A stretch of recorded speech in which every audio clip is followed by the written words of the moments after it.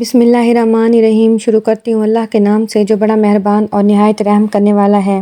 نبوت کے چوتھے سال سے نبی کریم صلی اللہ علیہ وآلہ وسلم نے کھلم کھلا اسلام کی تبلیغ شروع کر دی۔ دعوت تبلیغ کے سلسلے میں آپ صلی اللہ علیہ وآلہ وسلم کو بہت زیادہ تکالیف برداشت کرنا پڑیں۔ کافروں نے آپ صلی اللہ علیہ وآلہ وسلم کو اسلام کی دعوت سے روکنے کے لیے ایڑی چوٹی کا زور لگا دیا۔ آپ صلی اللہ علیہ وآلہ وسلم کے چچا حضرت ابو طالب نے ہمیشہ آپ صلی اللہ علیہ وآلہ وسلم کا ساتھ دیا اور ہر طرح آپ صلی اللہ علیہ وآلہ وسلم کی مدد کی۔ صحابہ کرام کو بھی اسلام قبول کرنے کی وجہ سے بہت سی تکالیف کا سامنا کرنا پڑا۔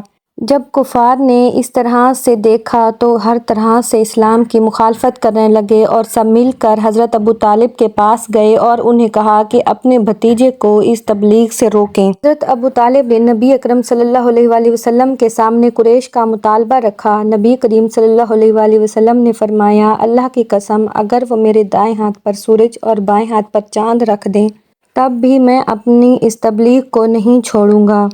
اور حضرت ابو طالب نے اپنی آخری سانس تک اس عہد کو نبھایا اور آپ صلی اللہ علیہ وآلہ وسلم کا ساتھ دیا۔